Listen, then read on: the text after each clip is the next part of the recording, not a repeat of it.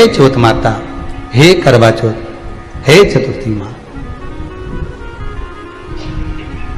मेरे जीवन में मैंने आपका व्रत करा है, मेरे इस व्रत को स्वीकार करना मेरा सौभाग्य का, मेरा मांग का सिंदूर, मेरी भाल की बिंदी, मेरे हाथ का चूड़ा, मेरी पांव की बिछोड़ी, इसको अमर करना मां। और जो ये वस्त्र मैं दे रही हूं, इस वस्त्र को मैं जो प्रदान कर रही हूं चौथ माता, इसको स्वीकार कर कर मेरी भी चुनड़ी को लाल बनाए रखना। तब उस साड़ी को, उस वस्तु को, उस सामग्री को उठाकर घर की वृद्ध सास को, जो घर में सासू होती है, उसको दिया जाता है। सास नहीं हो तो किसी सौभाग्यवती नारी को दिया। पिछली बार गलती हो गई मुझसे, वो गलती कैसे स्वीकारूं मैं, कैसे कैसे सुधारूं मैं, कैसे गलती को संवारूं।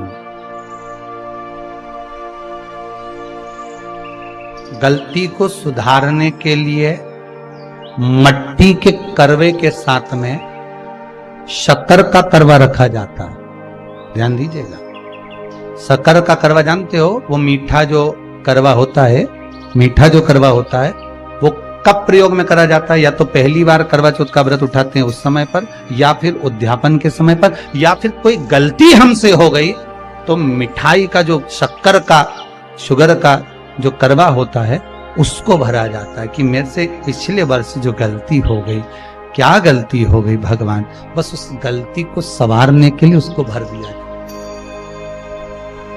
मिलता है बाजार में, आपने देखा कि नहीं देखा वो पता नहीं, पर मार्केट में आता है शक्कर का करवा, शुगर का करवा। और एक बात करवा चौथ की कथा से एक सीख हमेशा मिली है, और वो सीख आप भी अपनी जिंदगी में जरूर उतार लो। करवा चौथ की कथा में आता है, भाई बहन को भोजन कराने के लिए बुलाते हैं। पढ़िए ना कथा। उस दिन भाभियों का भी करवा चौथ का व्रत है, सेठानी का भी करवा चौथ का व्रत है, और बेटी का भी करवा चौथ का व्रत। पर भाई जब भोजन करने बैठे तो बहन को आवाज लगाई, आजा जीजी भोजन कर ले। दीदी आओ भोजन करो। दीदी ने कहा नहीं, आज मेरा व्रत है, जब तक चांद नहीं देखूंगी तब तक मैं व्रत नहीं छोड़ सकती।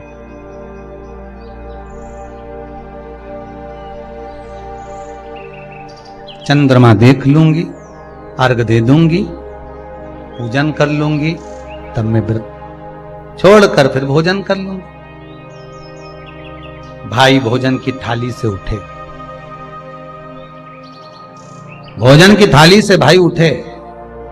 सबने विचार कर लिया, एक काम करो, जीजी भोजन नहीं कर रही है, दूर जाकर वहां आग लगाओ, टेकरी के ऊपर आग लगाना, एक चलनी इतनी बड़ी ले जाओ, उस चलनी को दिखाना आग में। मैं जीजी से कह दूंगा, वो चांद निकल गए और जीजी अर्घ दे देगी, अर्घ दे देगी, भोजन कर लेगी। बेचारी कब की भूखी, सुबह से उसने कहीं खाया नहीं।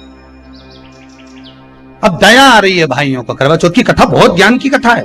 कभी माताएं तो आप तो पढ़ती होगी, तो चलनी में मुंडा देखने से पहले तो पढ़ी जाए, उसके बाद मुंडा देखा जाए, उसके बाद मुंह देखे चलनी में, ने तिलक करे, ने फिर आरती उतारे। ये तो सब बात का छत के ऊपर का ही सारा प्रोसेस बात का, पर नीचे तो जो तुम पूजन करो तो उस समय पे किताब पढ़ने पड़े, और उसमें लिखा ने भाई उनके दया आ गई, दया आई तो बहन के खाना खिलाने के लिए ने चलनी में वो आग जलाकर दिखा दी। तो इतने में बहन ने अर्घ दिया, अर्घ दिया तो भाभी उन खड़ी थी, हाथ जोड़कर कहा, जीजी तुम्हारे भाइयों ने तुम्हारे लिए वहां आग लगाई है और चलनी में मुख दिखा रहे हैं, मत अर्घ दो, ये झूठा है अर्घ, तुम ये चांद नहीं है भाभी, जीजी मानो। तो ननंद को समझाया, पर प्रेम इतना ज्यादा था भाई बहन का, सुनी नहीं। कभी कभी भाभियां ननंद को समझाती हैं, क्यों लड़ लड़ कर वापिस आ जाती हो?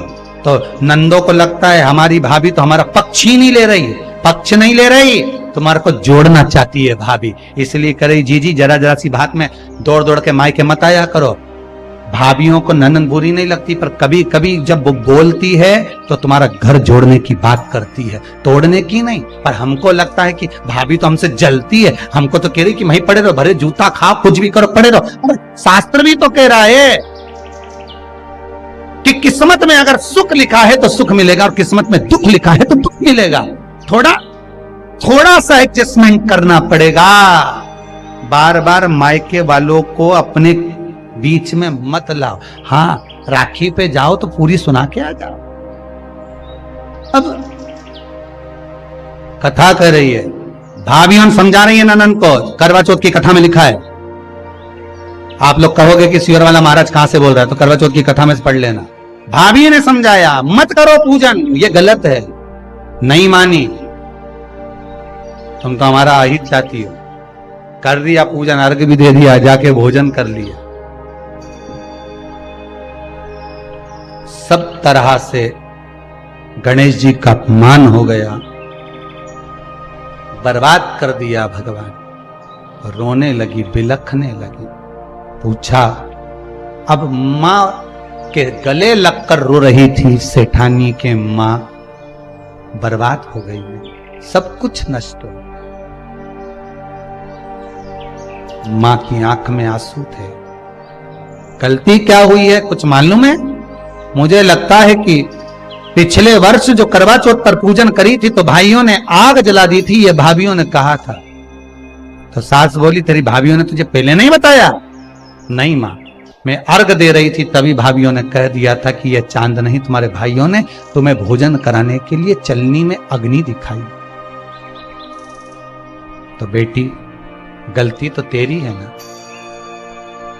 सवेरे से लेकर शाम तक जब भूखी रही, 8 बजे तक भूखी रही, 9 बजे तक भूखी रही, ने टोरा टोरी ने छोरा छोरी के बार बार छत पे भेज रही, देख के तो आया कि नहीं आया, देख के तो आया कि नहीं आया। सुबह 4 बजे से लेकर रात्रि के चंद्र आए जब तक आप भूखे रहते हो करवा चौथ के दिन। फिर जल्दी किस बात की है? क्यों इतनी जल्दी है? वहां जाओ, वहां देख के आओ चांद आया कि नहीं, वहां जाओ, वहां देख के आओ चांद आया कि नहीं आया।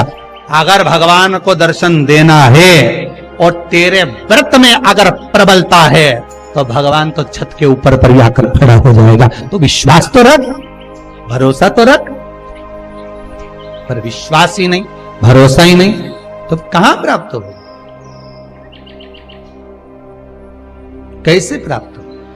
हम उपास तो कर रहे हैं, ऐसा कोई व्यक्ति नहीं जो व्रत नहीं करता, उपास नहीं करता, व्रत धारण नहीं करता, करते हैं, पर एक विश्वास नहीं जोड़ पाते। हमारा भरोसा नहीं रहता उन्हें, हम भगवान पर विश्वास नहीं कर पाते। तूने अपमान कर दिया गणेश जी का, ऐसा पिछली बार गलती हो गई मुझसे, वो गलती कैसे स्वीकारूं मैं, कैसे सुधारूं मैं, कैसे गलती को संवारूं?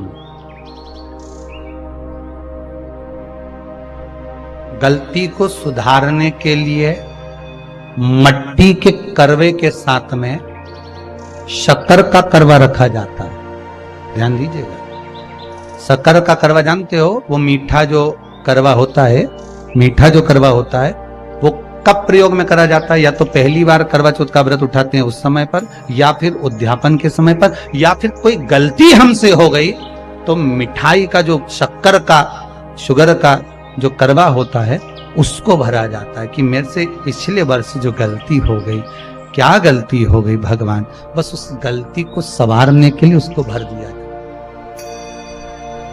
मिलता है बाजार में, आपने देखा कि नहीं देखा वो पता नहीं, पर मार्केट में आता है शक्कर का करवा, शुगर का करवा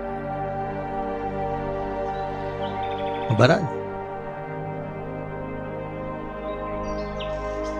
गलती भाइयों ने भी कर दी। कभी कभी हमारी सहानुभूति, कभी कभी हम दूसरे को समझाने के चक्कर में अपना तत्व दिखाने के लिए गलती कर जाते हैं, अपना तत्व दिखाने के। 16 सोमवार का उद्यापन कब होता है? प्रदोष काल में, शाम के समय। हम पूजन करने कब बैठ जाते हैं? दोपहर में 12 बजे, 1 बजे। हरतालिका तीज की पूजन का पहली पूजन कब होती है? प्रदोष काल में। प्रदोष के बाद करते रहो। कई लोग पूजन कर लेते दोपहर में 2 बजे, चाय पीना पड़ेगी, भूख लग रही है, कुछ खा लूंगी, मना नहीं, पर समय का भी तो भान करो। दुकान खुलने का भी एक समय होता है 8 बजे, दुकान बंद करने का समय होता है 10 बजे, कथा का समय होता है 2 बजे से 5 बजे तक। सबका एक समय होता है कि इतनी बजे से इतनी बजे तक रहेगा। उसी तरह हर पूजन का विधान है, समय है। इसलिए करवा चौथ के उद्यापन में लिखा है, करवा चौथ के उद्यापन में लिखा है, आप लोग करते होगे ना करवा चौथ का व्रत, उसका जब उद्यापन होता है तो एक थाली में 13 जगह पर 4-4 पूड़ी रखी जाती है। आप लोगों को तो मालूम होगा, आप लोगों ने करा होगा करवा चौथ का उद्यापन। एक थाली में 13 जगह पर पूड़ी और सीरा, सीरा मतलब हलवा रखा जाता है। और रखने के बाद में उसके ऊपर एक पत्तल रखकर उस पर सुहाग का वस्त्र, साड़ी, 5 वस्त्र, सुहाग सामग्री सब उस पर रखी जाती है।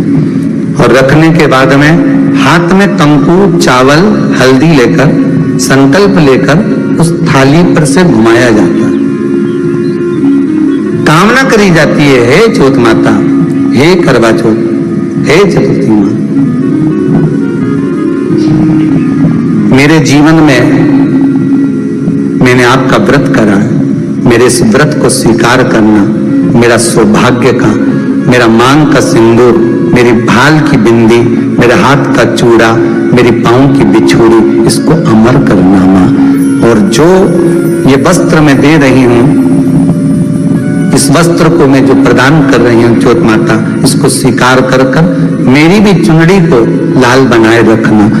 तब उस साड़ी को, उस वस्तु को, उस सामग्री को उठाकर घर की वृद्ध सास को, जो घर में सासू होती है, उसको दिया जाता है। सास नहीं हो तो किसी सौभाग्यवती नारी को दिया जाता है। उसके बाद में आप फिर ब्राह्मणों का भोजन कराओ, बड़े प्रेम से बुलाओ और ब्राह्मण ब्राह्मणी का भोजन कराओ। अब आज के जमाने में जो करवा चौथ का उद्यापन होता है, उसमें जब समाज की माताएं उद्यापन करती है तो केवल स्त्री स्त्री को भोजन करा देती है, पुरुष को नहीं कराती। पर करवा चौथ के उद्यापन में लिखा है कि ब्राह्मण का भोजन होना चाहिए, उसके साथ सौभाग्यवती नारी आए, उसकी पत्नी। पर अपन ने तो सोचा कि चौथ माता का उद्यापन है तो केवल स्त्री स्त्री को खिला, उद्यापन का पूर्ण फल मिल जाएगा। नहीं, उसका सुख नहीं, उसका आनंद नहीं।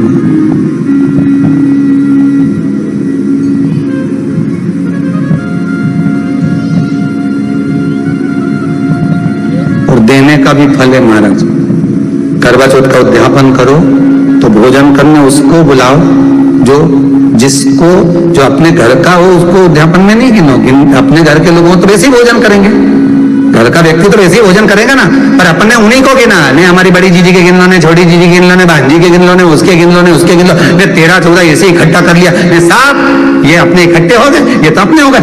ये तो तुम उद्यापन करोगे तो घर में इनको तो जिमाना ही पड़ेगा क्योंकि तुम्हारे रिश्तेदार हैं। दूसरे को जिमा कर जब हम दान देते हैं, दान उसको लगता है जो दूसरे को दिया गया। कई लोग कहते हैं हमने बहन बेटी के दे दिया, तो बहन बेटी क्या दान लेती है? किस पुराण में लिखा है कि बहन बेटी दान लेती है? हमको वो भी बताना कि बहन बेटी दान लेती है, क्योंकि बेटी तो खुद कन्यादान में जाती है। बेटी का कन्यादान होता है, वस्तु का दान नहीं। बेटी खुद दान में दी जा रही है, कन्यादान में। बेटी कभी दान नहीं लेती महाराज, बहन बेटियां कभी दान नहीं लेंगी। और बहन बेटियों को कह भी देना चाहिए, अगर भाभी बोले कि हमने जीजी को दान है, दान मान नहीं ले रहे हैं, देना हो तो ठाट से हमारा हक दे रही हो। हम साल भर में आते हैं तो राखी पे साड़ी दे रही हो, ये हमारा हक है क्योंकि हमारे मकान में रह रही हो, हक दे रही हो, दान नहीं। दान देना है तो पंडित जी के दो, दान देना है तो ब्राह्मण को दो, गौ माता को दो। हम दान नहीं ले रहे, हम अपना हक मांग रहे हैं। ऐसे नहीं दोगी तो काले कोट वाले भैया से लिवाएंगे, हमारा कहीं क्या है, तुम तो दान दो। तुम क्यों नहीं, तो तुम, हम तो दान दे रहे हैं, बहन बेटी के दान दे रहे हैं, तो बहन बेटी को दान ले क्या? बहन बेटी कहते ही पड़े हम तुमसे दान मांगे, इतना बहुत तो वो खुद दान करिया है, कहीं दान ले रहे, वो तो हक ले रही है, दान नहीं, दान नहीं।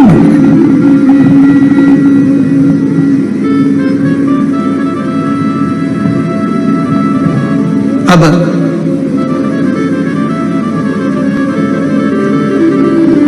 वस्त्र दिया, सिंगल नहीं, एक नहीं, 2 प्रणाम करो, 5 दो। भाग दिया, करवा चौथ का जब उद्यापन करो तो आप चौथ माता से विनय कर निवेदन कर। जब श्री बद्रीनाथ भगवान विश्राम करते हैं, पट जब बंद होते हैं, तो मेरे नारायण के